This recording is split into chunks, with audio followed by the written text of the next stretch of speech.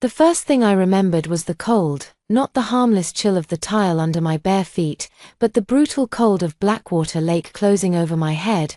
I remembered kicking until my shoes tore at my heels. I remembered the rope around my wrists, the dark outline of the old rowing pavilion above the water, and Tessa Rowe standing on the dock with both hands over her mouth. She had been crying. Adrian Moretti had not. He had watched me sink with the calm concentration he used during finance competitions, as if my death were simply the final line in a problem he had already solved.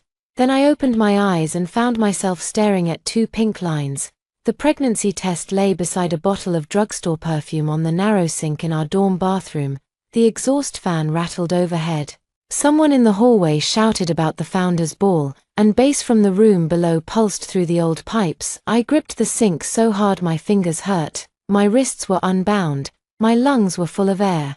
My black dress was dry. In the mirror, my face was smooth and alive, my eyeliner still sharp, my dark hair pinned up with the silver clip Tessa had borrowed from me 3 times and never returned until that afternoon.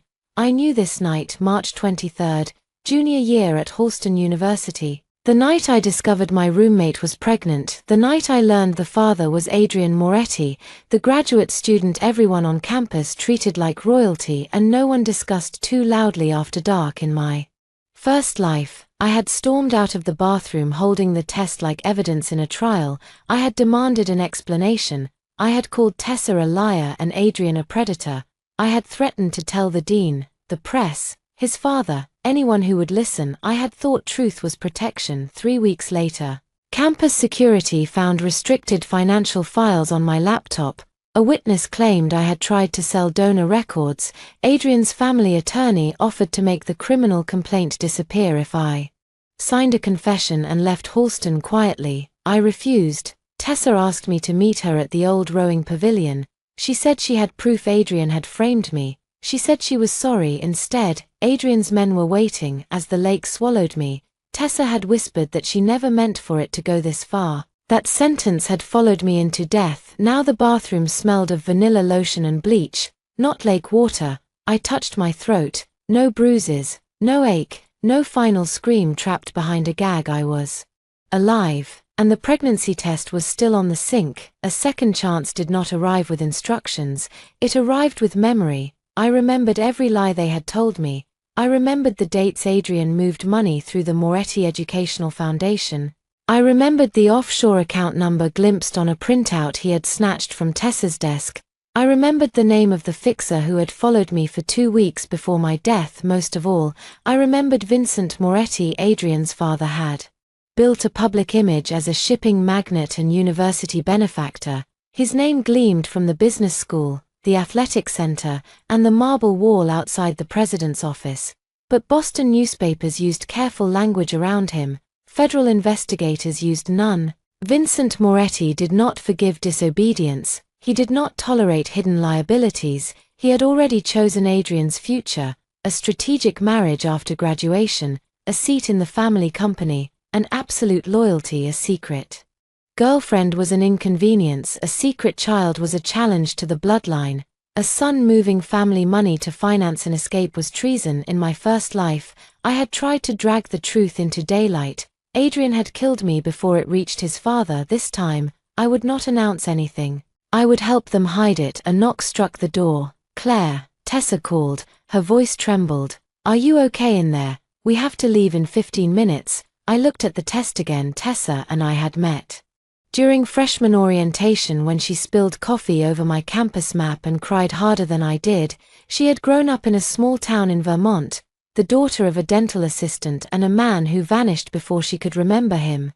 She wore thrift store coats like designer pieces and could make an entire room love her in under 10 minutes. I had loved her, too. I had shared my meal plan when her scholarship payment was late. I had edited her papers, covered her shifts at the library cafe, and held her through panic attacks before exams. When she told me she was secretly seeing Adrian, I had warned her he was dangerous, but I had kept her confidence. She repaid me by helping him build the lie that destroyed my life. Claire, she called again. I picked up the test with a tissue and opened the door. Tessa stood in the middle of our room wearing the pale blue dress I had lent her, Her blonde hair fell over one shoulder in soft waves. Her face was too carefully made up, but I saw the fear. Beneath it, Adrian stood beside my desk. He was 25, completing a joint law and business degree, and he looked as if Halston had been built for him. Dark suit, controlled posture, black hair combed back from a face that photographed well in alumni magazines. His expensive watch caught the light when he slid one hand into his pocket. In my first life, his expression had hardened the moment he saw the test. He had not looked guilty, he had looked strategic. He looked the same now. Tessa's gaze dropped to my hand, her lips parted. Adrian moved first. "Claire, whatever you think." "Oh my God," I said softly. I let my eyes fill with tears. Tessa flinched. I crossed the room, took her cold hand, and placed the tissue-wrapped test in her palm. "Why didn't you tell me?" She stared at me. "I can explain. You're pregnant." I made my voice break with wonder rather than anger. "Tessa, you're having a baby." Adrian's shoulders remained tense. He was waiting for the accusation. I gave him none. Instead, I wrapped my arms around Tessa. For a second she stood rigid, then she sagged against me, releasing a small, shocked sob. "I'm sorry," she whispered into my shoulder. I knew what she meant, though she did not know I knew. "Sorry for sleeping with Adrian behind closed doors while using me as an alibi. Sorry for letting me believe his late-night visits were about the student investment fund we all worked on. Sorry for the future doc, the rope, and the water." I held her more tightly. "You don't have to be sorry for a baby," I said over her shoulder. I met Adrian's eyes. Relief appeared there first, then disbelief, then the faint beginning of contempt. He thought I was naive. That was useful. "We need to keep this private," he said carefully. "At least for now." I stepped back and nodded at once. "Of course." Tessa searched my face. "You're not angry." "Scared for you, maybe." I brushed a tear from her cheek, "but not angry. You are my roommate and my best friend. Whatever happens, I won't let you face it alone." The lie tasted cleaner than the lake. Adrian moved closer. "My father can never know." There it was, the real fear. I lowered my voice. "Then he won't hear it from me." He studied me for several long seconds. I kept my breathing even and my expression open. Finally, he smiled. It was the smile that had convinced professors to overlook missed deadlines, trustees to approve private meetings, and me, once, to believe he was only trapped by his family rather than shaped by it. "Thank you, Claire," he said. "You have no idea what this means." I did. It meant he would not kill me tonight. It meant Tessa would keep trusting me. It meant they would build their secret around the one woman they believed too loyal to betray them. Outside, the bells of Hawthorne Hall began to ring. 8 o'clock. Students poured across the quad toward the Founders' Ball, laughing beneath strings of white lights. Tessa touched her stomach with one hand. Adrian put his palm over hers. I smiled at them both. "Congratulations," I said. In my first life, I had tried to save Tessa from Adrian. In this one, I would give them exactly what they wanted: privacy, time, confidence, enough rope to pull the entire Moretti family toward the truth. And when Vincent Moretti finally found his son, I would make sure he believed he had done it alone.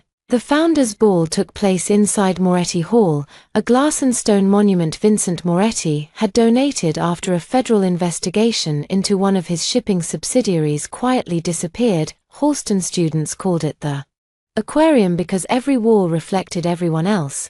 There were no shadows inside, only expensive dresses, black tuxedos, and the kind of ambition that made people smile while measuring what you could do for them. I walked between Tessa and Adrian as if nothing had changed. That was my first performance. Tessa held my arm when photographers passed. Adrian kept a respectful distance from her, greeting trustees and professors with polished ease. To anyone watching, he was simply the influential graduate student who had helped 2 undergraduates secure coveted positions in the Moretti Foundation's campus investment program. In truth, he had recruited me because I understood donor databases and Tessa because she made him feel worshipped. "Try the champagne," Tessa whispered. "I have an early seminar." "You always have an early seminar." I almost laughed. In my first life, that exchange had happened before I found the test. Now every familiar word felt like a mark on a map leading toward my death. At the center of the ballroom stood Vincent Moretti. He was in his late 50s, broad-shouldered and silver-haired, with the stillness of a man who never needed to repeat an order. University President Malcolm Reed hovered near him, so did 2 state senators, the business school dean, and a federal judge whose smile vanished whenever Vincent turned away. Adrian's father did not look like a monster. That was what made him dangerous. He looked like the man whose name appeared on scholarships. His gaze moved across the room and stopped on us. Adrian's hand tightened around his drink. "Do not look nervous," I murmured. He glanced at me. I gave him an easy smile, then lifted one hand and waved to Vincent as if I were delighted to see him. Vincent responded with a slight nod. Tessa's nails dug into my arm. "Does he know?" she whispered. "No," Adrian said, "and he won't." The certainty in his voice was false. I recognized it now. Vincent approached us after the opening remarks, up close. His gray eyes were sharper than I remembered. "Miss Morgan," he said to me, "Professor Bennett tells me your analysis of the Foundation's scholarship portfolio was the best in the program.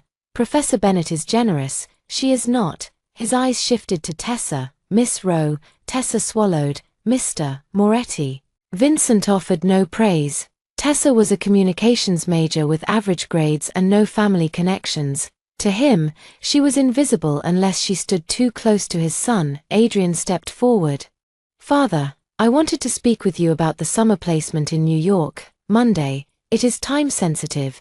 "Then you should have handled it sooner." The rebuke was quiet, but Adrian's face changed, only slightly, a tightening around the mouth, a flash of resentment that vanished before anyone else would have noticed. I noticed. Vincent looked at me again. "Your mother still teaches public school, middle school history, and your late father was with the state attorney general's office, an investigator." "Yes, in my first life, I had assumed Vincent remembered those details because he respected my father. Later, I understood. Powerful men collected background information the way other people collected business cards. Useful instincts run in families," he said, "sometimes." His gaze rested on me for 1 second too long, then President Reed called him away. When he left, Adrian exhaled through his nose. "He likes you. He likes that I am predictable," I said. Adrian gave me a curious look, but Tessa interrupted. "I feel sick." The color had drained from her face. I immediately took her elbow. "Too much heat. Come with me." We crossed the ballroom and slipped into a service corridor. Tessa barely reached a trash bin before she vomited. I held her hair. Adrian stood behind us, looking irritated rather than concerned. That detail had escaped me in my first life. I had been too busy worrying about Tessa. Now I watched his expression in the reflection of a stainless steel door. "This cannot happen in public," he said. Tessa wiped her mouth. "I cannot control it. You said it was only mornings. It is called morning sickness. It does not check a clock." He looked toward the ballroom doors. "If my father sees." "He won't," I said. Adrian turned to me. I took a packet of tissues from my purse and handed them to Tessa. "She can stay with me during events. If she gets sick, I will say she has migraines or food allergies." Tessa's eyes filled. "Claire, you don't have to." "I know." Adrian's suspicions softened again. That was the second brick in the shelter I was building around their secret. Over the next 2 weeks, I became their perfect alibi. When Tessa skipped morning classes, I emailed professors that she had the flu. When Adrian visited our dorm after midnight, I signed him into the building as a Foundation advisor, meeting with me about the investment competition. When Tessa needed an appointment at a clinic outside Boston, I booked it under my name and paid cash from an emergency envelope my mother had given me. Every act of help made them trust me more. Every act also created a record. I saved copies of the clinic receipt. I photographed Adrian's late-night visitor logs. I forwarded every email to an encrypted account he did not know existed. I was not collecting proof to expose the pregnancy. I was collecting proof that I had not invented it, encouraged it, or benefited from it. In my first life, Adrian had survived by defining me before I could define myself. This time, no one would be able to write my motives for me. Professor Elise Bennett noticed the change first. She taught investigative finance, a course that combined accounting, public records, and the psychology of fraud. She was 43, elegant without trying, and famous for asking one question after a student believed an argument was finished after class. She closed the seminar room door. "Miss Morgan, you have missed 2 research meetings." "I'm sorry." "You are never sorry. You are early." I looked down at my notebook. Professor Bennett leaned against the desk. Are you in trouble? The truthful answer would have sounded insane. I died because my roommate was pregnant by the son of a crime boss, and now I am helping them hide it so I can survive long enough to destroy the lie they used to kill me. Instead, I said, someone close to me is making dangerous choices. And you are cleaning up after them. For now. Her expression sharpened. That phrase worries me. I forced a small smile. I have it under control. No one says that when they do. She opened a drawer and handed me a business card. It belonged to a woman named Dana Mercer, an attorney with a non-profit that represented whistleblowers and students facing institutional retaliation. I am not asking for details, Professor Bennett said.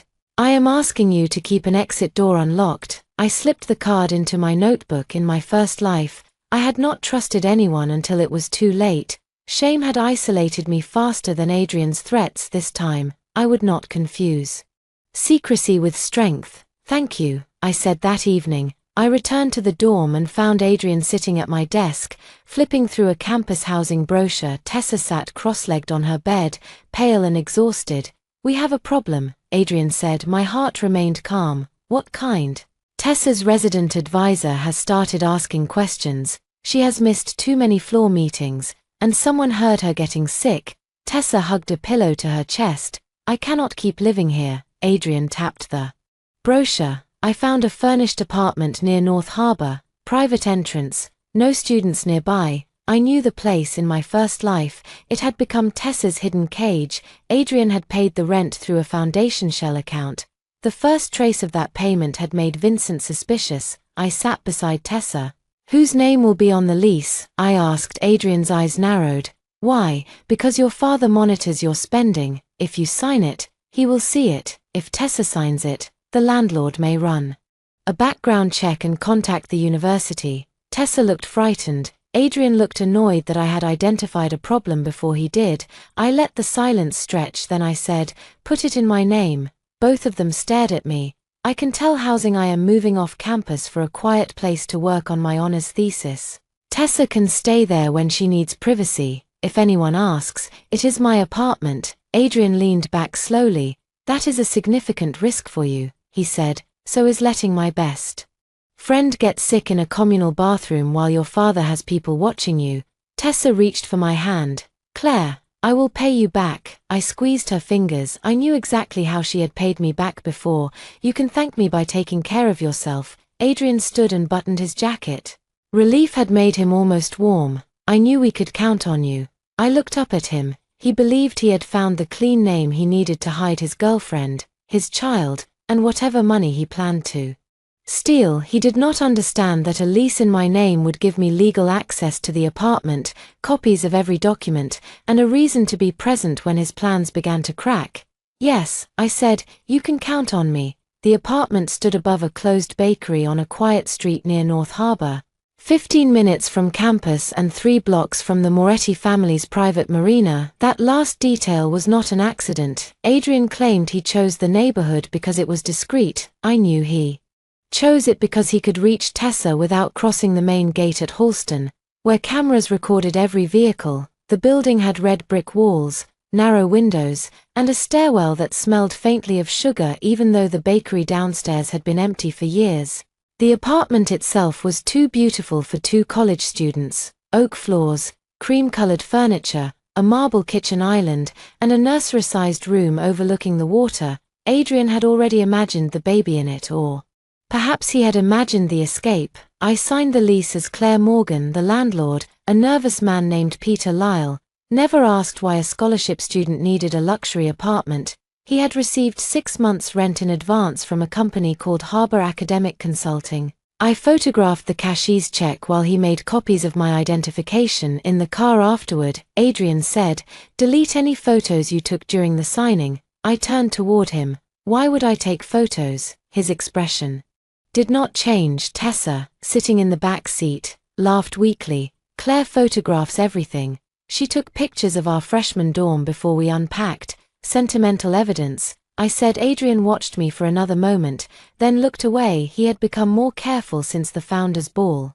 His father had called him into 3 closed meetings. A black sedan had appeared outside the business school twice. Adrian insisted it was routine security. It was not. Vincent Moretti's distrust was already alive. I only needed to feed it. We moved Tessa's belongings in small batches over the next week. I carried books, sweaters, toiletries, and the ceramic mug she had painted during freshman year. Adrian brought practical things: a new phone, cash, blackout curtains, and a locked metal case he stored in the bedroom closet. "What is in that?" I asked. "Documents." "What kind?" "Nothing you need to worry about." I smiled. "Then I won't." In my first life, curiosity had been obvious on my face. I had believed questions forced truth into the open. Now I understood that silence made people careless. Tessa withdrew from campus life gradually. She told professors she had a recurring autoimmune illness. I brought her assignments and recorded lectures. Her social media showed old photographs scheduled to post at believable times. To our friends, she was tired, stressed, and busy with remote coursework. To Adrian, she was hidden. To me, she was exactly where I needed her. I visited every Tuesday and Thursday. At first, those afternoons felt almost normal. Tessa and I ate grilled cheese sandwiches, complained about professors, and watched terrible reality shows. She talked about baby names and showed me pictures of tiny socks. Sometimes grief rose so sharply inside me that I had to leave the room. There had been a version of us before betrayal. Two girls sharing headphones on the library steps. Two girls promising to attend each other's weddings. Two girls who believed loyalty was something you gave once and kept forever. Rebirth did not erase love. It made love dangerous because memory preserved both tenderness and the knife that followed it. One rainy Thursday, Tessa sat on the sofa with both hands over the small curve of her stomach. "Do you think I am a terrible person?" she asked. I set down the grocery bag. "For being pregnant, for everything." The room went still. Adrian had told her that I knew only part of the truth. He believed I thought their relationship began recently. In reality, it had started during sophomore year, while Tessa was still telling me Adrian was only helping her apply for an internship. "What does everything mean?" I asked. She stared toward the windows. "I lied to you about Adrian." She nodded. "How long?" 8 months. In my first life, this confession had come after I found the test. I had screamed. Tessa had cried. Adrian had stepped between us and told me not to be dramatic this time. I sat beside her. "Why hide it from me?" "Because you warned me about him." Her voice cracked. "You said his family was dangerous. You said men like him never choose girls like us when it costs them something." I had been right, and she hated me for it before she ever admitted it. "I was afraid you would make me face things I did not want to face." She continued. "Adrian said you would judge me. He said you were jealous because Professor Bennett favored me." That lie was almost funny. Professor Bennett had once written on Tessa's paper, "Charm is not a substitute for evidence." Did you believe him?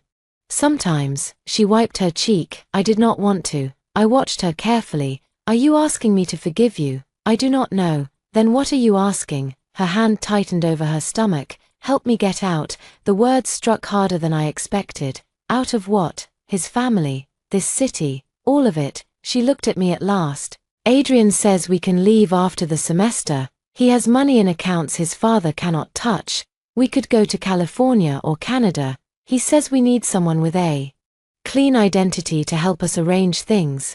There it was, the next stage of the trap that had killed me before. In my first life, they had asked me to open a student consulting company. They claimed it would help Adrian move legitimate savings without attracting Vincent's attention.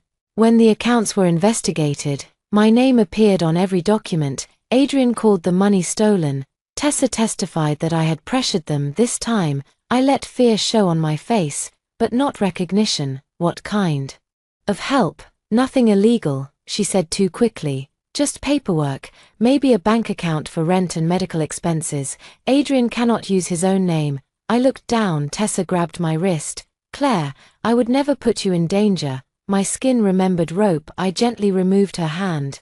"I need to understand exactly what he wants. He will explain. Then he can explain in writing." She blinked. "What? If I am signing anything, I want emails, contracts, and records. My father taught me never to rely on verbal promises." For the first time, caution entered her expression. Adrian does not like putting things in writing. Then he should use someone else. I stood and carried the groceries into the kitchen. Tessa followed me. Please, we do not have anyone else. That was true. Adrian's friends were loyal to Vincent. Tessa's family could not move money. They needed my scholarship student credibility, my clean background, and my habit of solving problems. I opened the refrigerator. Tell Adrian I will consider it, I said, but I need protection, too. Tessa exhaled in relief and hugged me from behind. Thank you. My eyes closed. In another life, those same arms had held me on the dock while a man tied my wrists. I counted to 3, then turned and hugged her back that night. Adrian came to the apartment carrying a laptop and the locked metal case. He placed both on the kitchen table. I hear you have concerns, he said. I have common sense. A faint smile touched his mouth. That is why I trust you. He opened the laptop and showed me a set of accounts. They were labeled as research grants, housing reimbursements, and payments to student vendors. The amounts were small individually. Together, they totaled almost $2 million. My pulse accelerated, but I kept my face calm. This is not rent money, I said. It will be. Where did it come from? Foundation reserves, your father's foundation. It is complicated. No, it is theft. Tessa made a frightened sound. Adrian closed the laptop halfway. Be careful. I met his eyes. You asked for my name. That gives me the right to be careful. For a long moment, the room held only the rain tapping against the windows. Then Adrian leaned back. My father uses the foundation for things that have nothing to do with education, he said. The money was never clean. I am taking enough to get Tessa and the baby away from him. Why would he care about the baby? His jaw tightened. Because he chooses everything. Who I marry, where I work, what my children represent. If he learns about Tessa before we are gone, he will separate us. Tessa looked pale. I pretended to consider the problem. How much do you need? 5 million. I nearly laughed. In my first life, the final amount had been 12. And you want to move it through an account connected to me, temporarily, with documentation stating it is for university housing research, I said. Adrian's eyes sharpened. Exactly. I tapped the table. Then the documents need to look real, better than what you have. He stared at me. I had just offered to improve the fraud that would eventually expose him. Relief and admiration replaced suspicion. What do you suggest? He asked. I opened my notebook, a separate consulting entity, independent bookkeeping. A project proposal tied to student housing near the harbor, no direct transfer from a Moretti account, and you need an outside accountant, because the foundation's auditors will see patterns you cannot. Adrian smiled slowly. Tessa looked at me as if I had saved their lives.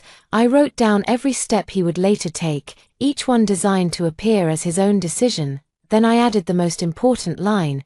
Do not tell anyone in your father's organization, I said. The fewer people who know, the safer you are. Adrian nodded. He did not realize secrecy was the evidence Vincent feared most. When he left after midnight, the locked case remained in the closet. I waited until Tessa fell asleep, then I used the spare key she had hidden behind the framed photograph on her dresser. Inside the case were passports, cash, a handgun, and a folder marked Halston Expansion. The first page listed donor properties, shell companies, and transfer dates. At the bottom was a handwritten note. Move final funds before alumni weekend. VM, audit begins Monday. I photographed every page, then I locked the case, returned the key, and stood for a moment beside Tessa's sleeping form. Her face looked younger in sleep. Innocent. Almost. I placed a blanket over her shoulders. I will help you get out, I whispered. She would misunderstand what I meant. That was all right. By the time the semester ended, she would be out of the dorm, out of Adrian's fantasy, and out of my life, and I would still be breathing. Vincent Moretti invited me to dinner 3 days after I photographed the files in Adrian's case. The invitation arrived through the dean's office, printed on heavy cream paper as if it were an academic honor rather than a summons. Moretti Foundation Scholars Dinner. Friday, 7 o'clock, Ravenswood House. 10 students had been selected. I was the only undergraduate. Professor Bennett read the card twice. You should decline. I cannot. You can always decline dinner. Not when the man hosting it owns the building where my scholarship office is located. She removed her glasses. What are you involved in, Claire? I wanted to tell her everything: the lake, the pregnancy, the stolen money, the certainty that Adrian would kill again if he felt cornered. But rebirth was not evidence, and accusing a donor's son of a future murder would sound like paranoia. I needed facts strong enough to survive disbelief. I found irregularities in the Moretti Foundation's student housing portfolio. I said that much was true. Professor Bennett's expression changed. How serious? Potentially criminal. Does Adrian know? He believes I am helping him correct them. She stood so quickly her chair rolled backward. Claire, stop whatever you are doing. I cannot stop. In the middle, you are not an investigator. You are a 21-year-old student with no institutional protection. My father was an investigator, and he would tell you the same thing. The mention of my father hurt. He had died when I was 16 after a heart attack in a courthouse parking lot. For years, I had treated his lessons like sacred rules. Document everything, never bluff without an exit, and never assume powerful people fear the truth more than they fear embarrassment. In my first life, I had followed only the first half. Now I reached into my bag and placed a flash drive on Professor Bennett's desk. If I disappear, if I am accused of stealing, or if the university suddenly says I violated program rules, give this to Dana Mercer. She stared at the drive. What is on it? Enough to prove I did not act alone. That is not an answer. It is the safest answer I can give you tonight. She did not touch the drive at first, then she picked it up and locked it in her desk. You will text me when you arrive at the dinner and when you leave. Yes, if you miss either message, I call the attorney. Yes, and campus police. No, her mouth tightened. Campus police report to President Reed, I said. President Reed owes his new science center to Vincent Moretti. She could not argue with that. Ravenswood House stood outside the city on 12 acres of winterbear trees. The Moretti family called it a residence. It had stone walls, guarded gates, and cameras. Positioned like unblinking eyes, a black car collected me from campus. Adrian was already inside. You look nervous, he said. I am wearing a dress that costs less than your father's appetizers. He smiled, but his attention remained on his phone. Is Tessa all right? I asked. She is emotional. She is pregnant and alone most of the week. She chose this. The coldness of his answer made something settle inside me. In my first life, I had kept searching for the frightened young man beneath Adrian's cruelty. I had told myself his father made him ruthless. The truth was simpler. Adrian understood tenderness. He simply considered it a service other people owed him. At Ravenswood, staff took our coats and led us into a dining room lined with dark portraits. The other scholarship recipients were already seated beside trustees, faculty members, and executives from Moretti Shipping. Vincent sat at the head of the table. Nico Bellini stood behind him. I recognized Nico immediately. He had been one of the men on the dock in my first life. He had not tied the rope, but he had checked my pulse after I was dragged from the van. His face was narrow, his suit plain, his eyes restless. When our gazes met, my stomach contracted. He did not recognize me. Of course he did not. To him, my death had not happened yet. Miss Morgan, Vincent said, sit near me. Adrian's head turned sharply. The place card to Vincent's right bore my name. Adrian had been seated 4 chairs away. It was a test, perhaps, of me, perhaps of him. I sat. Dinner began with harmless questions about research and career plans. Vincent listened more than he spoke. He asked one student why her projected numbers ignored labor volatility. He asked another whether charity without accountability was merely vanity. Then he turned to me. Your project examines off-campus housing acquisitions. Yes, my foundation owns several properties near Halston. I know. What have you learned? Across the table, Adrian became very still. I could have exposed him in one sentence. Instead, I smiled. That students are expensive tenants and donors are emotional investors. Vincent's mouth shifted slightly. Not quite amusement. Explain. Universities describe housing as a community need, investors describe it as predictable demand. Both groups avoid saying that scarcity creates profit. A trustee laughed. Vincent did not. And the Moretti Foundation uses layered vendors that make true maintenance costs difficult to compare. Adrian's fork stopped. I continued before anyone could interrupt. That may be inefficient rather than improper. I have not finished the analysis. Vincent's gaze held mine.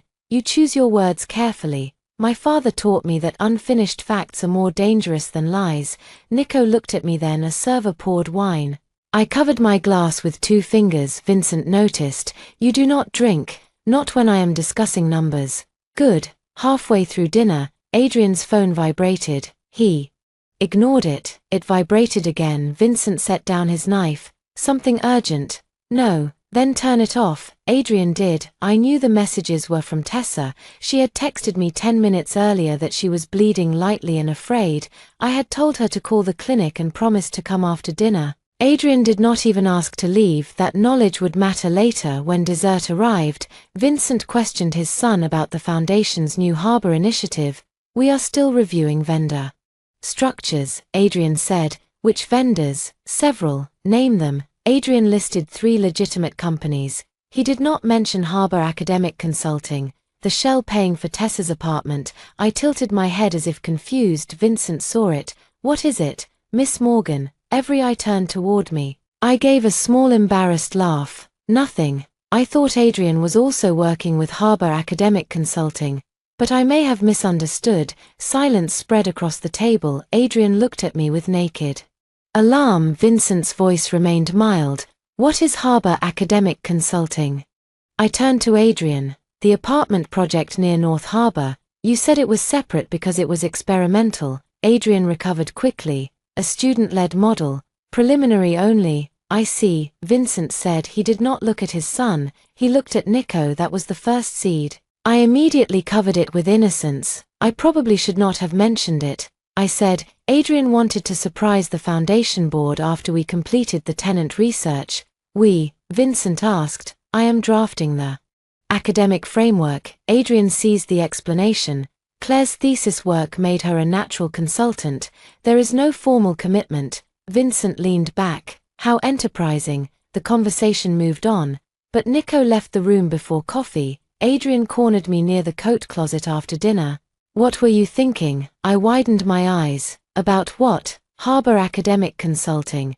You introduced it as a housing project, not to my father. You never said it was secret from him. His anger collided with the role he needed me to play. If he accused me too harshly, I might withdraw my name from the company. If he explained the real danger, he would reveal the theft. I watched him choose restraint. Just follow my lead next time, he said, then give me a lead to follow. He rubbed one hand over his face. I softened my voice. Adrian, I am risking my scholarship and my future for you and Tessa.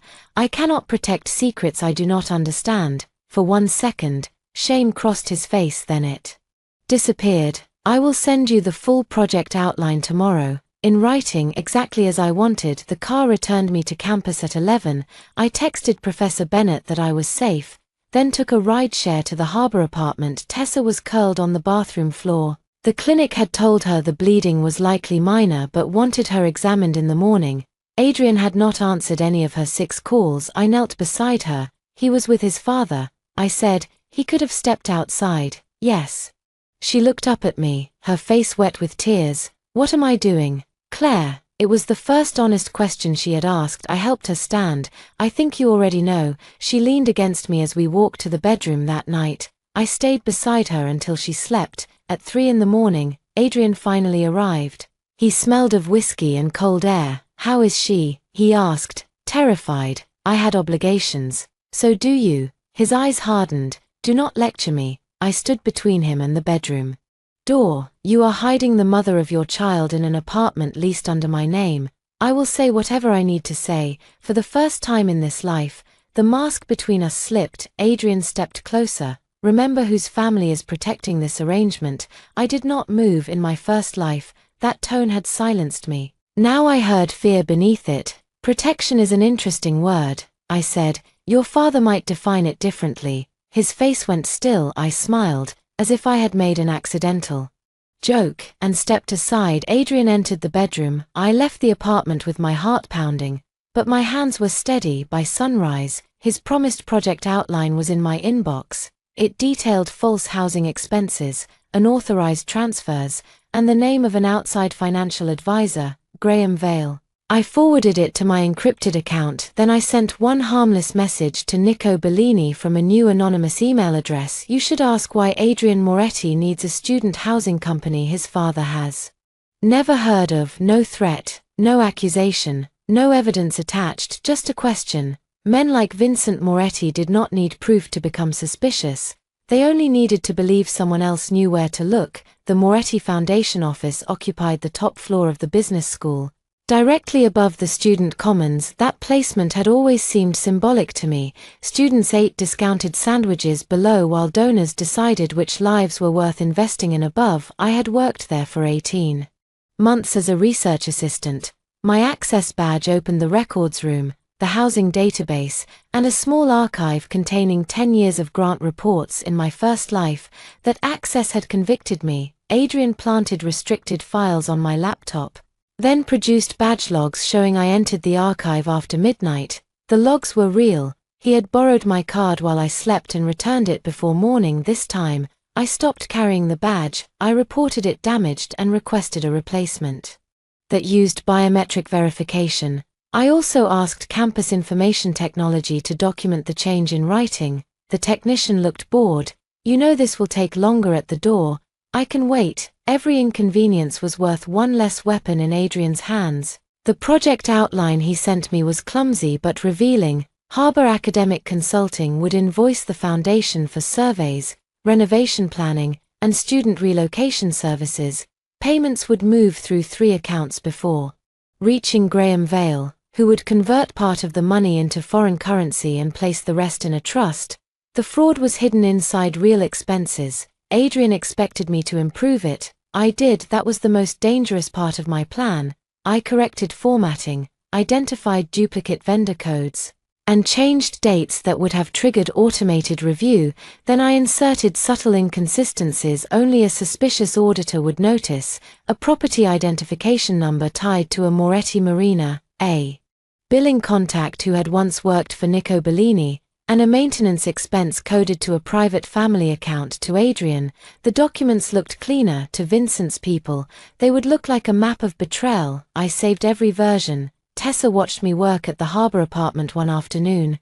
"Do you ever feel bad?" she asked. I looked up from the laptop. "About what?" "Helping us steal." So she was finally willing to name it. "I feel bad that you think stealing $5 million will make Adrian free. He says his father owes him more than that. Children say parents owe them many things. It does not make the bank transfer legal." Her face tightened.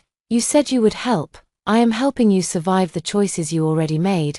That is not the same as approving them." She stood and walked to the window. At 5 months pregnant, her body had begun to reveal what oversized sweaters could not. She had stopped attending classes entirely. Adrian visited less often. When he did, he brought money, instructions, and promises about a future he never described twice the same way. California became Montreal. Montreal became Lisbon. The departure date moved from May to July. Tessa still defended him, but doubt had entered the apartment and taken a permanent seat. "Do you think he loves me?" she asked. I could have hurt her with the truth instead. I said, "I think he loves how you make him feel." She turned. "That is not an answer. It is the only one I trust." Her eyes flashed. "You have always believed you understand everyone better than they understand themselves." The accusation was familiar. She had used it in my first life during our final argument. "You think because your father investigated people, you can look at one bank statement and know a person's soul." She continued, "Maybe Adrian is trying to do one good thing. By using my name, you offered.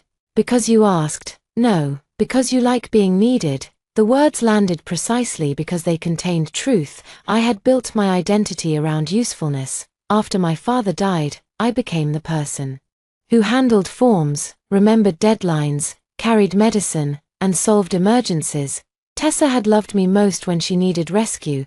Adrian had valued me only when I was useful. In my first life, I confused usefulness with belonging. I closed the laptop.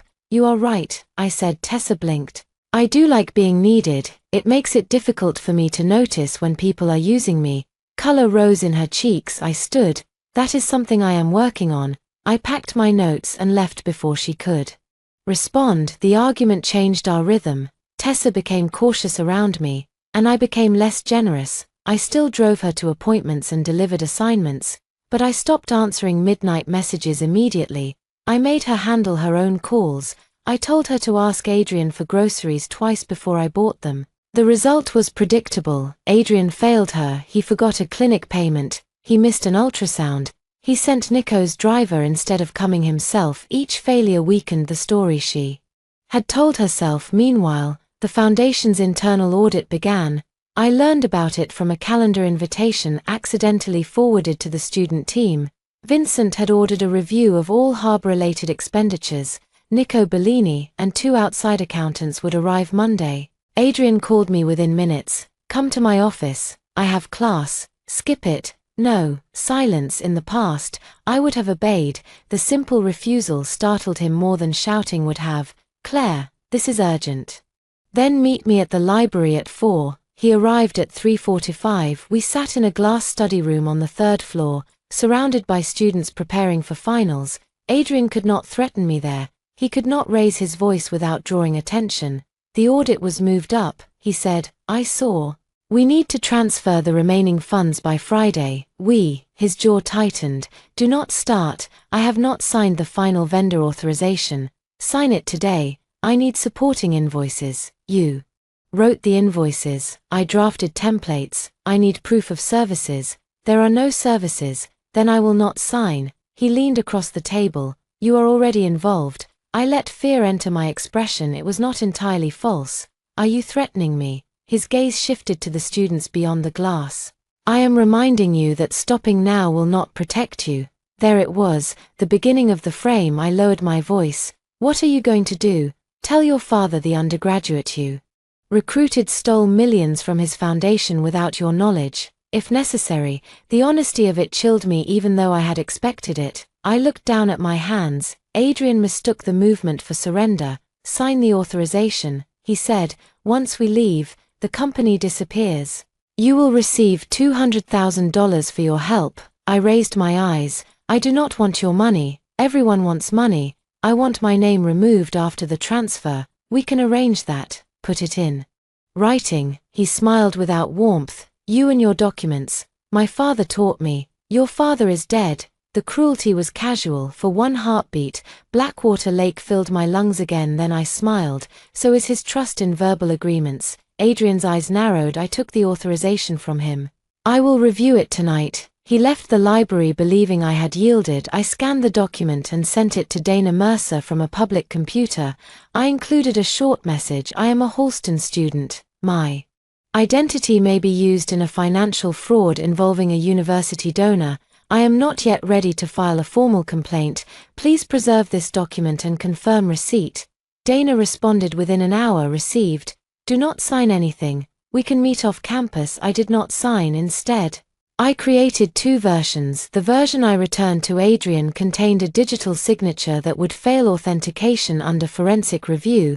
It looked valid on the screen but carried no verified certificate. The second version, unsigned, went to Professor Bennett and Dana. Then I waited. On Monday morning, Nico Bellini entered the foundation office with 2 accountants at 11:12. He requested all Harbor academic consulting records at 11:40. Adrian texted me. "What did you tell them?" I replied, "Nothing." Why? 3 dots appeared, vanished, and appeared again. Finally, he wrote, "Do not leave campus." The command was supposed to frighten me. Instead, I walked directly into Professor Bennett's office and closed the door. "I am ready to unlock the exit," I said. Dana Mercer chose a crowded diner near South Station for our first meeting. She arrived wearing a navy suit and carrying no visible briefcase. She looked younger than I expected, perhaps 35. With close-cropped black hair and the direct gaze of someone who billed by the truth. Professor Bennett sat beside me. Dana ordered coffee, waited until the server left, and said, "Start with the part that can be proven." It was the right instruction. I told her about the apartment lease, the shell company, the false invoices, Adrian's demand that I sign the transfer, and the threat in the library. I gave her copies of emails and metadata logs. I did not mention Rebirth. I did not need to. When I finished, she asked, "Why did you agree to help this long?" "Because I believed refusing immediately would put me in danger. From Adrian, from his family." Dana glanced at Professor Bennett. Say the family name, Moretti. Her face did not change. But the coffee cup paused halfway to her mouth. Vincent Moretti, yes, and the hidden apartment houses whom? My roommate, Tessa Rowe. Why is she hidden? I looked toward the window. This was the fact that could turn Tessa from a victim into leverage. She is pregnant with Adrian's child. Professor Bennett inhaled sharply. I had not told her that part. Dana set down the cup. Does Vincent know? No. Does Adrian believe you will expose the pregnancy? He believes I will protect it. Will you? The question surprised me. The baby is not evidence, I said. The financial records are. Dana studied me. That was not what I asked. I understood then.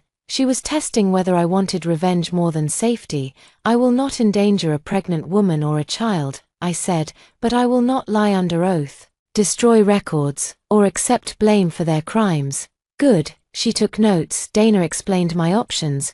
We could approach federal investigators immediately, request emergency protection through a sealed complaint, or continue documenting while building a defensible timeline. The first option was safest in theory, but dangerous if the information leaked through institutional channels. The second depended on evidence of a direct threat.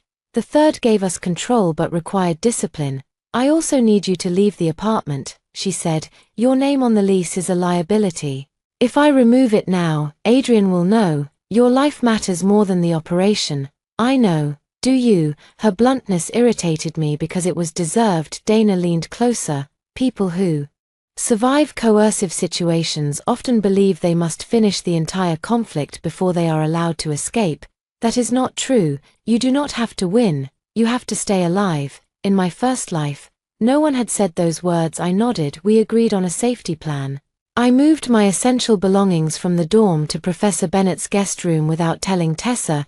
Dana arranged a check-in protocol and stored copies of the evidence in 3 locations. If I missed 2 scheduled calls, she would contact federal authorities and my mother. For the first time since waking up, I felt supported by something stronger than my own memory. Then Tessa disappeared. She missed a prenatal appointment on Wednesday. Her phone went directly to voicemail. Adrian claimed she was resting, but he refused to let me speak to her. I drove to the harbor apartment. The locks had been changed. A camera above the door turned toward me. I stepped back, forcing myself not to look afraid. Adrian, I said to the camera. She missed a medical appointment. No answer. I called him. He picked up on the 5th ring. Go back to campus. Let me talk to Tessa. She does not want to see you. I do not believe you. His voice hardened. You have become unpredictable, Claire, and you have become obvious. A pause. Careful, he said. The line went dead in my first life. This was the point when I panicked. I sent dozens of messages, threatened to call police, and gave Adrian proof that I was no longer controllable this time. I returned to my car and called Dana. She instructed me not to enter, not to contact campus security, and not to approach again alone. Then she asked whether Tessa had family. Her mother lived in Vermont. They spoke once a month. Tessa had hidden the pregnancy from her. Call her, Dana said. What do I say? The truth that belongs to you. You are concerned because your roommate is isolated and has missed a medical appointment. Do not mention the father yet. Mrs. Rowe answered on the second call. By evening, she was driving south. That forced Adrian to make Tessa reappear. The next morning, Tessa returned to our dorm with a bruise around her wrist and a smile too bright to trust. She told her mother she had been staying with a friend during exam stress. She told the resident advisor the same story. After Mrs. Rowe left, Tessa closed our door. You called my mother. You vanished. Adrian took my phone because I was upset. That is not an explanation. He said I was talking too much. My gaze dropped to her wrist. She pulled down her sleeve.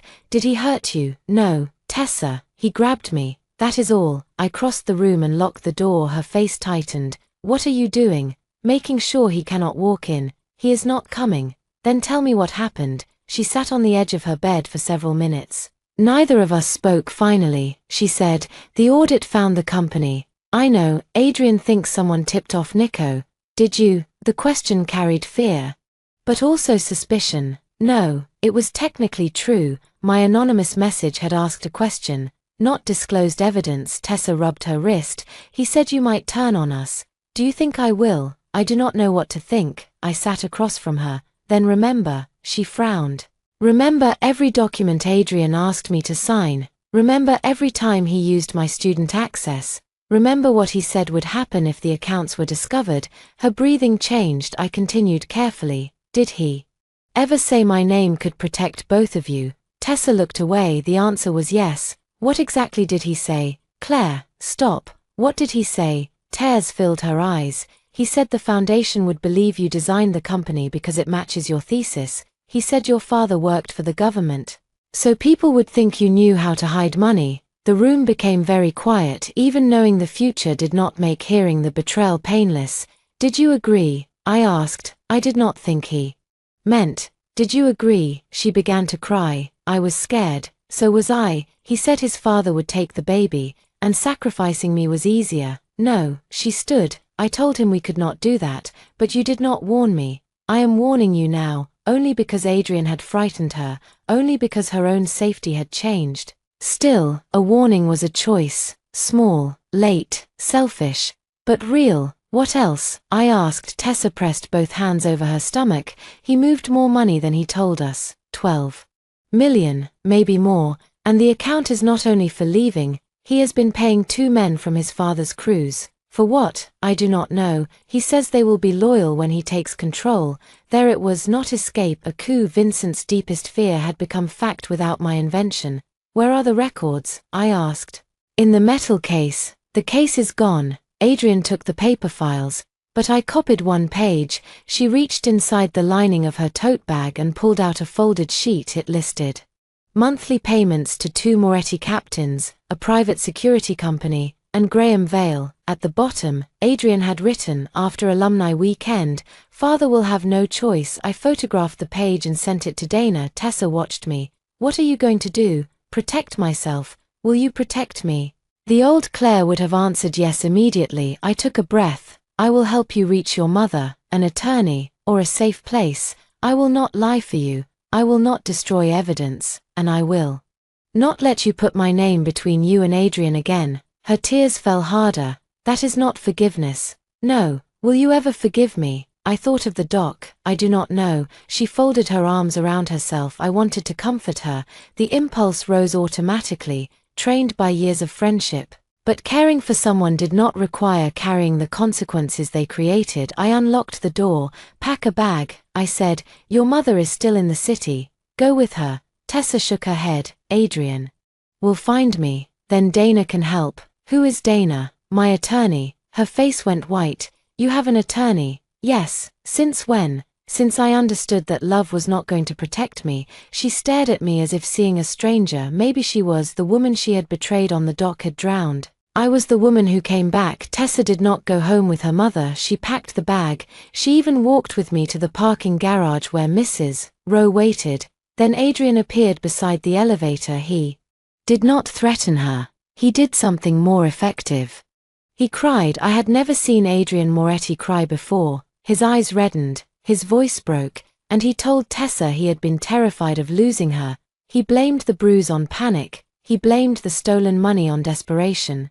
He put both hands around her face and promised the baby would never grow up afraid of Vincent. Tessa believed the version of him she needed. She sent her mother away and returned to the harbor apartment. I did not try to stop her. That decision hurt, but it was necessary. I could offer a door. I could not drag her through it while she clung to the frame. Dana made me withdraw from the lease the next morning. We sent the landlord formal notice that my identity had been used beyond the agreed purpose.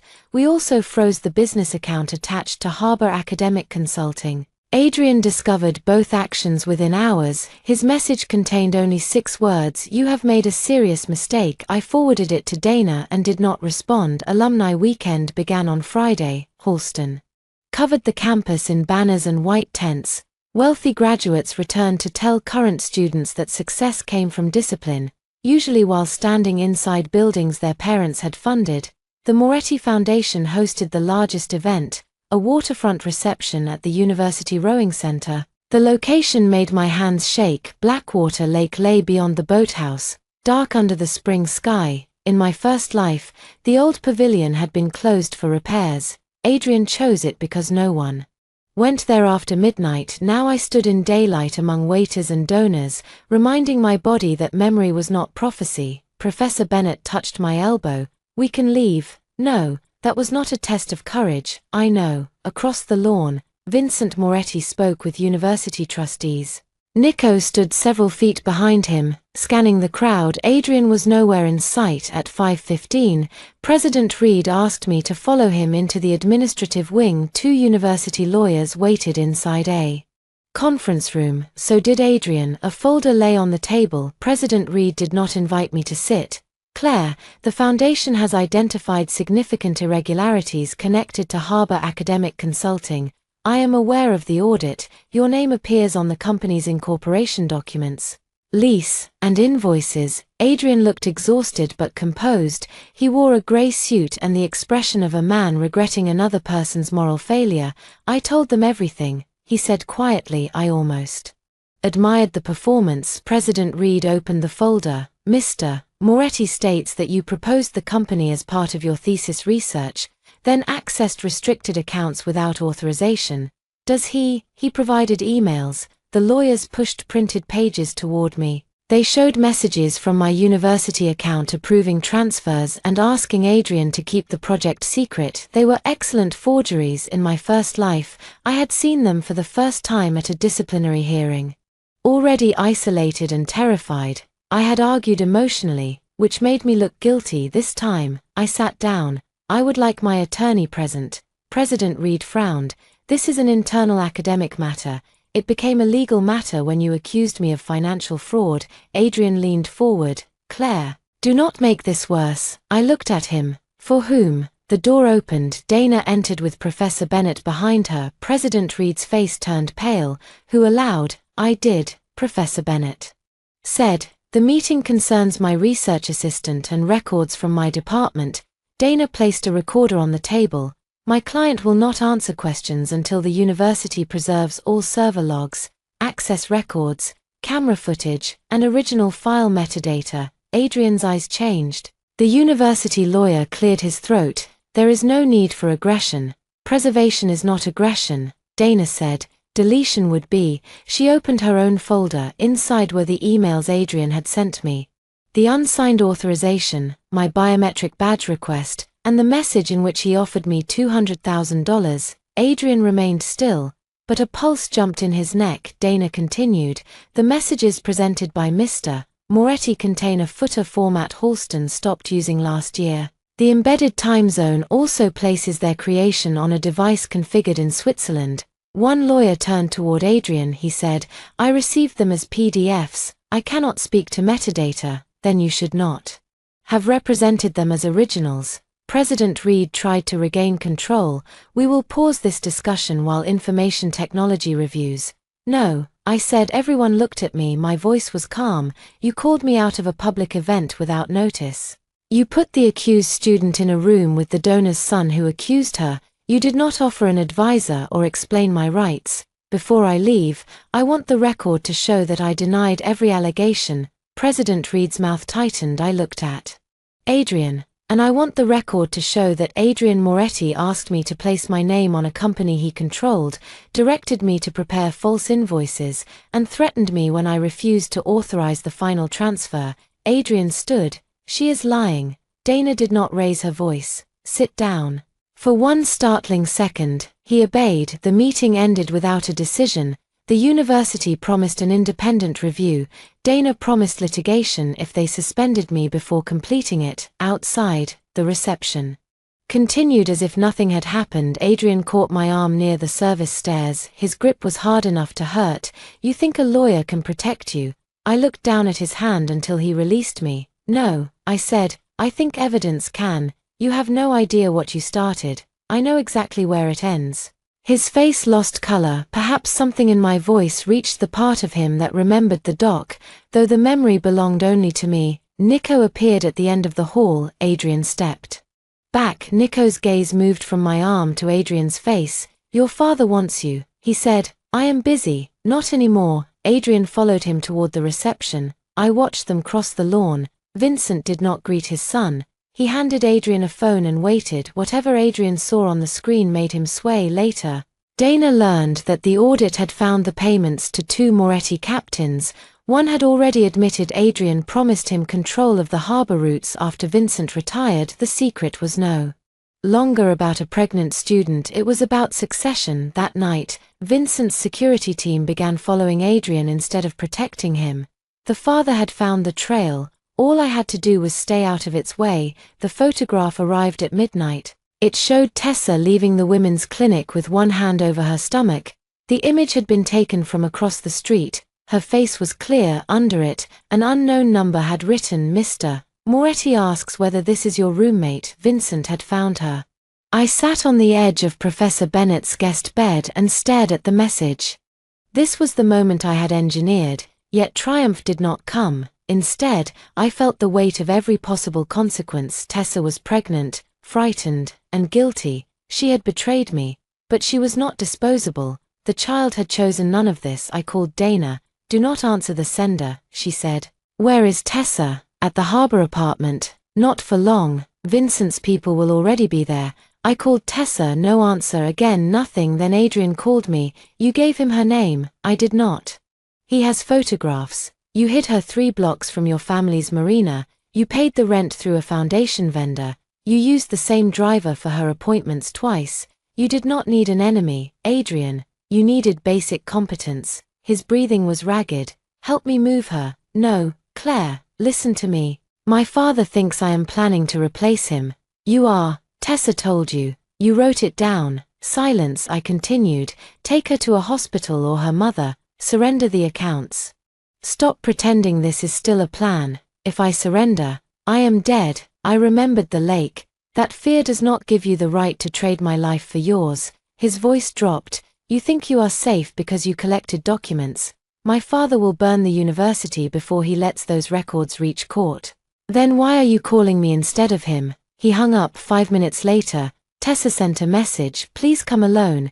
Adrian says we are leaving tonight. I am scared." In my first life, the same request had taken me to the rowing pavilion. This time, I sent the message to Dana. She told me not to go. I agreed. Then Tessa sent a photograph of the apartment floor. A drop of blood marked the tile beside Adrian's shoe. I called emergency services and reported a pregnant woman in possible danger. Dana contacted the federal agent assigned to the foundation fraud inquiry.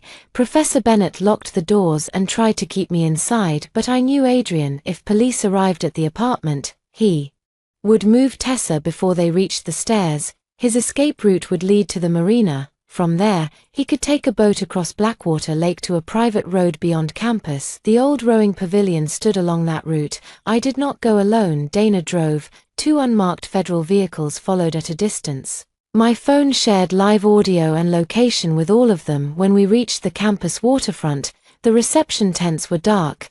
Wind pushed paper cups across the lawn. Dana stopped the car. "You stay here." A figure emerged from behind the boathouse. Tessa. She wore a long coat over pajamas. Her hair was tangled, and blood stained one knee where she had fallen.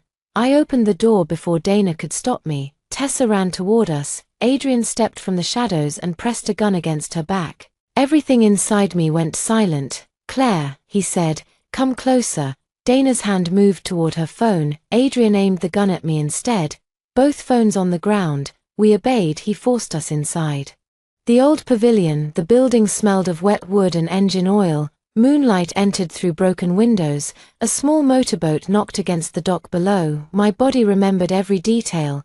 The beam where they tied me, the rusted hook that cut my shoulder, the black water under the boards. Adrian saw my face. "Afraid of the lake?" he asked. "You should be." He pushed Tessa onto a bench. "You changed the authorization. You sent files to an attorney. You poisoned my father against me. I did not have to poison him. You stole $12 million and bought loyalty from his men." His expression twisted. "I was building a life. You were building a throne." Tessa began to cry. "Adrian, please, the baby, stop saying that as if it fixes everything." His shout echoed through the pavilion for the first time.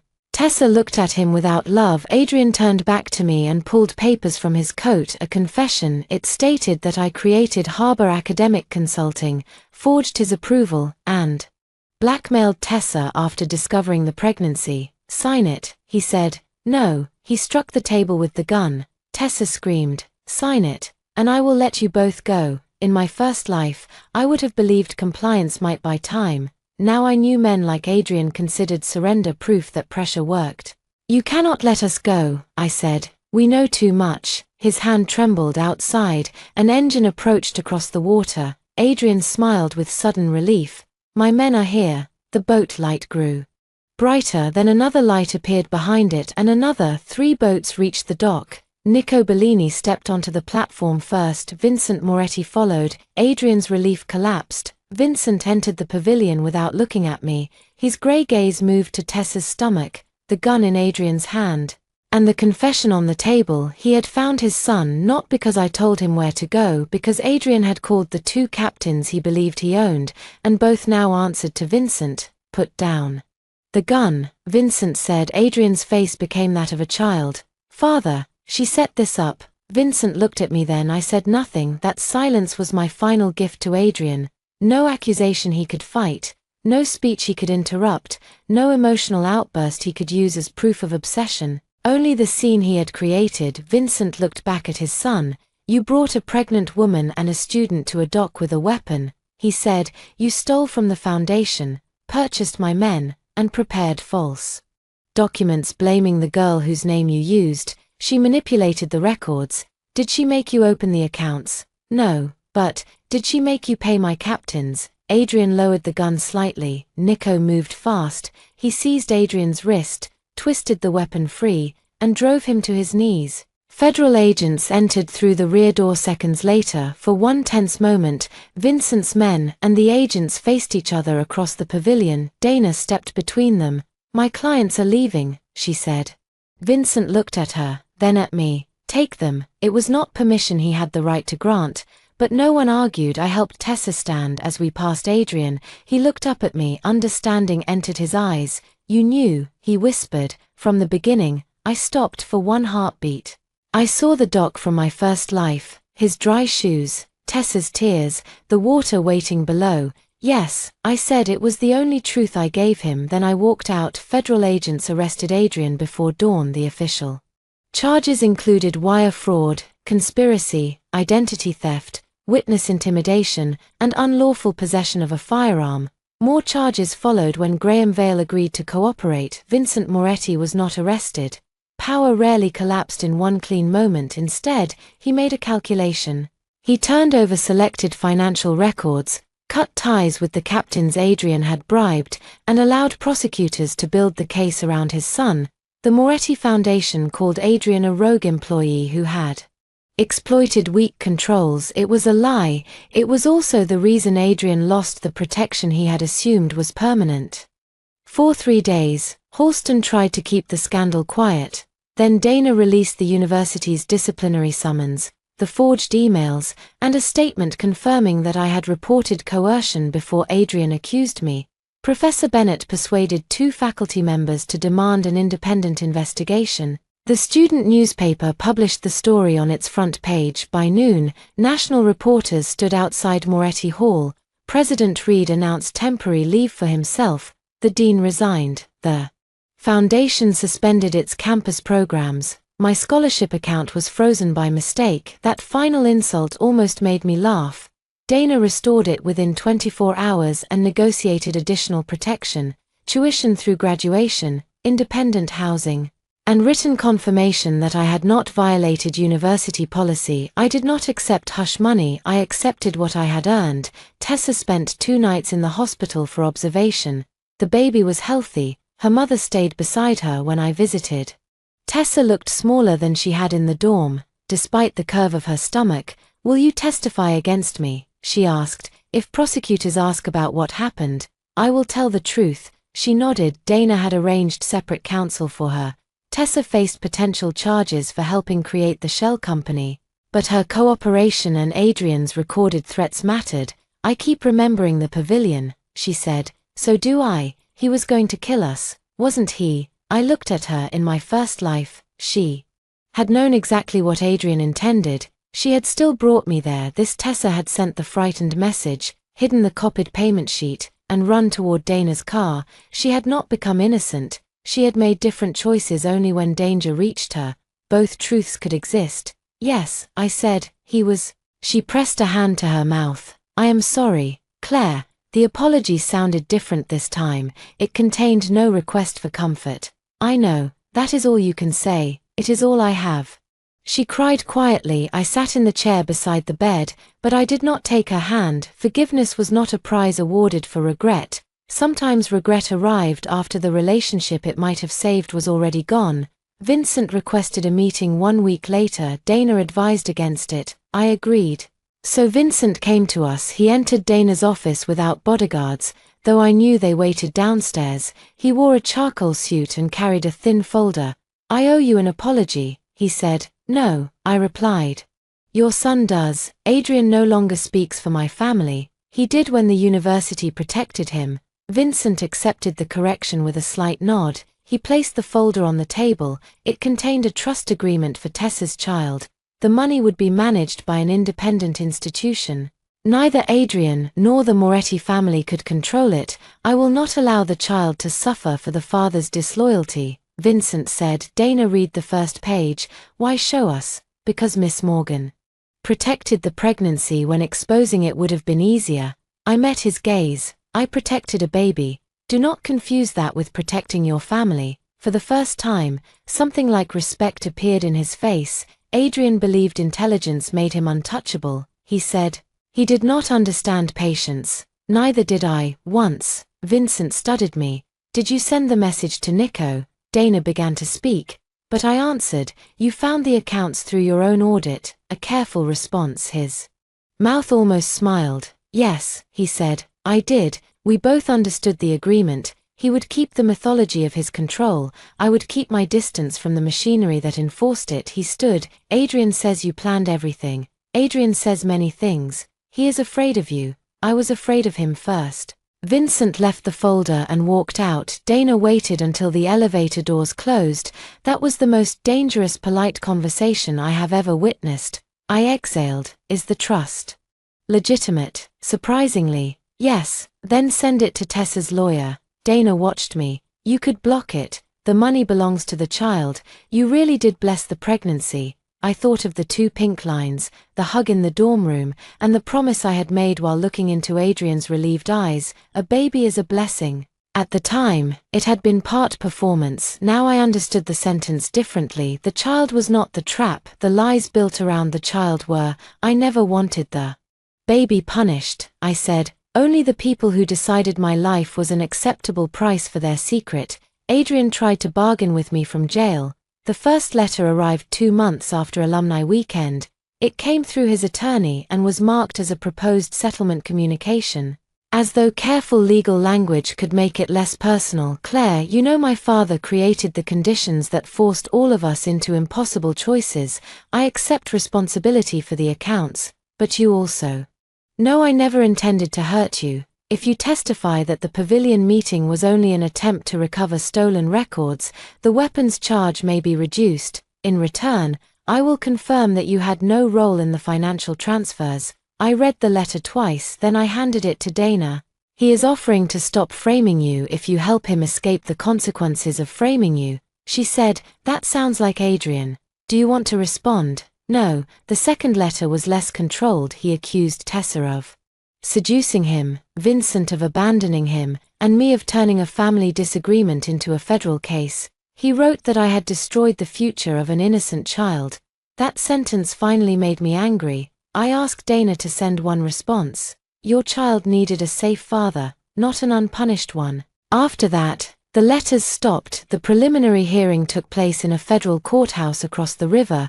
Reporters filled the hallway. Halston students carried signs demanding donor transparency. A television crew asked whether I considered myself a whistleblower. I said no, a whistleblower begins with information and chooses to expose it. I began with a death only I remembered and chose not to repeat it. Inside the courtroom, Adrian wore a dark suit without a tie. He looked thinner. The confidence that once filled every space around him had narrowed into something restless and brittle. Tessa sat with her attorney on the opposite side. She had given birth 3 weeks earlier to a daughter named Lily. Her mother cared for the baby during the hearing. The independent trust Vincent created had been approved, and Tessa had agreed to a cooperation deal that included probation, restitution, and testimony. When she took the stand, Adrian stared at her as if betrayal were a language only he was allowed to speak. The prosecutor asked about Harbor Academic Consulting. Tessa described the apartment, the false project, the hidden accounts, and Adrian's plan to blame me if the audit found the transfers. Did Ms. Morgan agree to that plan? The prosecutor asked. No. Did she know you and Mr. Moretti intended to make her responsible? Not when we first discussed it. The prosecutor paused. You discussed sacrificing your roommate to protect yourselves. Tessa's face crumpled. Yes. The word moved through the courtroom like a door closing. Adrian's attorney tried to portray her as a jealous girlfriend seeking leniency. He asked whether she resented Adrian for refusing to leave his family. He asked whether pregnancy had made her emotional and confused. Tessa looked toward me, then she turned back to the attorney. I was confused about love, she said. I was not confused about the documents. Professor Bennett squeezed my hand. My own testimony lasted less than an hour. Dana had prepared me for every question. I explained my role, the threats, the forged emails, and the confession Adrian tried to force me to sign at the pavilion. His attorney asked why I had continued helping after recognizing the transfers were fraudulent. Because Adrian had access to my dorm, my records, and the university officials responsible for investigating him. I said, I believed an immediate confrontation would allow him to isolate me and manufacture evidence. Yet you created invoice templates, drafts that I preserved and never authenticated. You inserted errors into those invoices. Correct. I preserved links between the accounts and the people controlling them. That sounds like entrapment. No, entrapment requires persuading someone to commit a crime they were not already willing to commit. Adrian had opened the accounts, moved money, and planned to blame me before I changed a single document. The attorney changed direction. Isn't it true you were obsessed with Mr. Moretti? A few reporters looked up. No. You attended private dinners with his family. As a scholarship student, you visited the apartment where he met Ms. Rowe. It was leased in my name because he asked me to hide her. You monitored his finances, saved his messages, and followed his movements. I documented threats from a man who later held me at gunpoint. The attorney's expression tightened. Adrian stared at me across the room. In my first life, he had controlled the story because I had not lived long enough to tell mine. Now every answer entered the record. At the end of the hearing, the judge denied bail. The evidence of witness intimidation and the attempted flight from the marina made Adrian a danger and a flight risk as marshals led him away. He turned. Claire. The judge ordered him to remain silent. He ignored her. You think you won. The room froze. I could have answered with anger. I could have reminded him that he was in custody, abandoned by his father, exposed by the woman he used, and facing years in prison. Instead, I looked at him and said, I survived. The marshals took him through the side door. That was the difference he would never understand. He measured victory by what he controlled. I measured it by the life he failed to take. 6 months later, Adrian pleaded guilty to the financial charges, identity theft, and witness intimidation. The firearms count remained part of the sentencing agreement. He received a long federal sentence and forfeited every account tied to the scheme. Vincent did not attend. The university investigation concluded that senior administrators had given the Moretti Foundation improper access to student records and disciplinary procedures. President Reed resigned permanently. Halston established an independent donor oversight office and named Professor Bennett to its advisory board. They offered to put my name on a student ethics award. I declined. I did not want another building, scholarship, or plaque teaching students to admire a survivor while ignoring the system that required her to survive. I wanted my degree. On graduation morning, my mother pinned my father's old investigator badge inside my gown. Where no one else could see it, he would be proud, she said. I looked across the quad at Moretti Hall. The university had covered the donor's name with temporary black panels while trustees debated whether to remove it. For the grades, I asked, for finally learning you do not have to save everyone. The ceremony began. When my name was called, I crossed the stage alone. Not abandoned, not unprotected, alone in the way a person stands after reclaiming her own weight. 1 year after graduation, I returned to Halston on a bright October morning. The Moretti name was gone. From the business school, workers had removed the metal letters, leaving pale marks on the stone where power had once announced itself. The building had a temporary title now, East Academic Center. It was plain, almost embarrassed. I liked it better that way. Professor Bennett had invited me to speak to her investigative finance seminar. I worked in Washington for Dana's nonprofit, reviewing cases involving university retaliation, donor pressure, and financial coercion. My job was not glamorous. Most days involved spreadsheets, interviews, and long arguments over document access. It suited me. I taught students how to build timelines before confronting institutions. I told them that evidence needed guardians, not just owners. I told them to create exit plans before becoming indispensable to dangerous people. I did not tell them I had learned those lessons twice. After the seminar, Professor Bennett handed me a small envelope. It came to my office because Tessa did not have your address.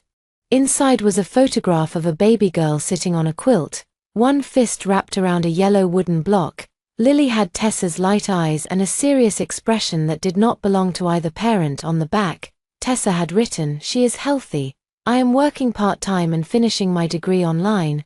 I know you do not owe me a place in your life. I wanted you to know the life you protected is safe." I stood by the classroom window for a long time. Tessa and I had not spoken since the hearing. She had apologized in letters, each one more honest than the last. I read them but did not answer. Distance was not cruelty. Sometimes it was the only shape peace could take. I put Lily's photograph in my wallet, not as a promise to return, as proof that protecting the innocent did not require protecting the guilty. Before leaving campus, I walked toward Blackwater Lake. The old rowing pavilion had been demolished. A new public path curved along the shore, open to students and runners. Sunlight broke across the water in silver pieces. My breathing shortened as I approached the dock.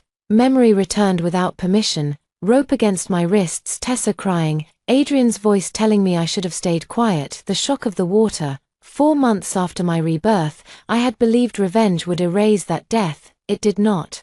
Survival did not rewrite the past. It gave me enough future to place the past somewhere it could no longer command every decision. I stepped onto the dock. The wood creaked beneath my shoes. A group of freshmen laughed nearby, arguing about which dining hall served the worst coffee. A rowing team crossed the lake in the distance. No one knew the dock as a grave. I reached into my coat pocket and removed the silver hair clip I had worn on the night I found Tessa's pregnancy test. I had kept it through the investigation, the hearing, and graduation. It belonged to the girl who still believed friendship meant endless rescue and truth automatically defeated power.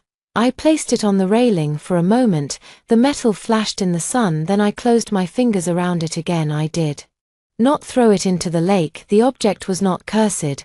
Neither was I. I pinned it into my hair. My phone vibrated. Dana had sent 3 new case files and a message asking whether I was ready for Monday. I replied ready. As I turned away from the water, I thought about the title reporters had given the scandal. The Moretti heirs' secret. They focused on the money, the hidden pregnancy, and the armed confrontation because those details sold newspapers. They misunderstood the real secret. Adrian's greatest protection had never been his father or his family name. It had been the belief that people like Tessa and me would remain predictable.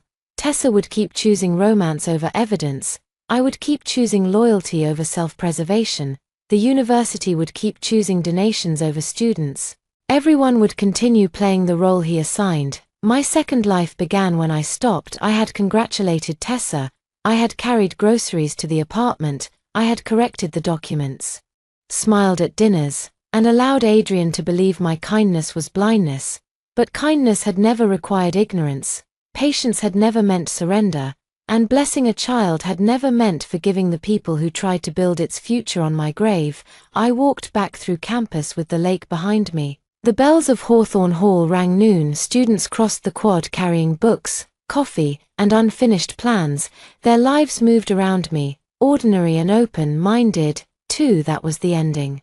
Adrian had tried to steal, not his arrest, not his father's disappointment, not even the collapse of the Moretti name at Halston. The true revenge was quieter.